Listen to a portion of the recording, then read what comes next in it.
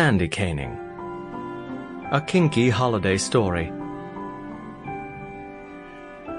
Written by L.A. Witt.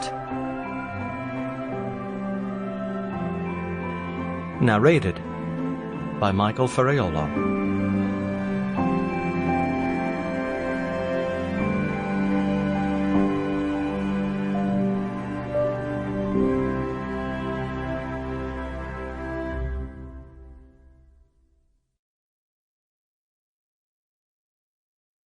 We're not even out of the car when the festive sound of the Salvation Army's begging bell reaches us. Impressive when you consider we're parked in the back 40 because it's a federal law that mall parking lots must be fucking packed between Black Friday and the day after Christmas. I'm not the only one who hears the bell. Stephen slams the driver's side door and glares at the mall. If looks could kill, the whole place would be a smoldering crater. I try to hide my amusement, but can't help grinning as I ask, "Ready?" From across the roof of the car, he throws me one of his infamous Stephen frowns. "Explain to me again why we're here." I don't even try not to smirk as I come around to his side. Because the grocery store doesn't have a decent selection of scented candles, hideous sweaters, or ski gloves. The look gets less amused. So does the voice. "Nate, I ask again." "Oh, come on." I slip a gloved hand around his elbow. "We do this every year. It's not that bad." I pause. Well, I mean, this part isn't. I don't argue. If he really didn't want to be here, he wouldn't be. And he wouldn't be walking with me now past the rows of cars and piles of dirty snow toward the glowing mecca of consumerism.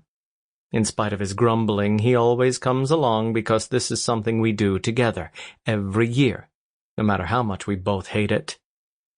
"It's just one shopping trip," I tell him, just like I've done every year since we started dating.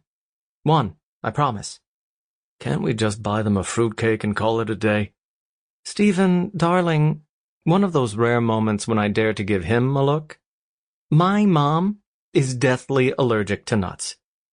"Right, I know." His eyebrows slide upward. "And?" Okay, so he doesn't really want to put my mother into anaphylactic shock, I don't think, but let's face it. She doesn't like him. He doesn't like her, and this is rapidly becoming his least favorite time of year because he has to spend one evening pretending he wouldn't sell his soul for the ability to force choke the woman. I'm right there with him, even if I'd never admit it out loud. Stephen is just one of the things in my life that my mom doesn't like, and when she starts dipping into the eggnog truth serum, I get to hear about all of those things. So does Stephen, from his sneer-worthy job as owner of a body shop to that unsightly dragon he'd tattooed on his arm in memory of a dear friend. Merry fucking Christmas. I squeeze his arm as we step onto the sidewalk in front of the mall's gleaming doors. "Don't worry, we'll do this fast." I reach into my jacket pocket and produce a folded piece of paper. I've got a list, and I know exactly what to get everyone and where to get it. This will be quick and easy, I promise. He stops, plucks the list from my hand, and unfolds it. He scowls as he scans the items.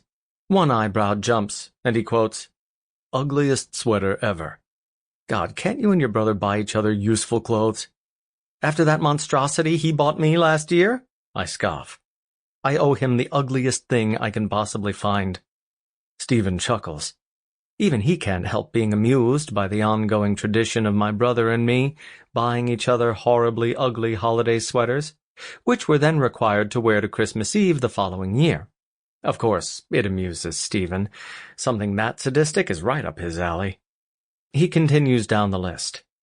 Scented candles for Jessica, ski gloves for your dad, an iPhone case for... He lowers the list and throws me another look. "You know you can get this stuff online, right?" "Yes, I know." I take the list from him and fold it back up. "But it's part of the whole family tradition." I slip the list back in my pocket. "You know, actually getting up from the computer and putting some effort into it." Stephen exhales, but at least he manages not to roll his eyes for once. I put a hand on his waist. "Look, I know it sucks, but Mom is—" Sample complete. Ready to continue?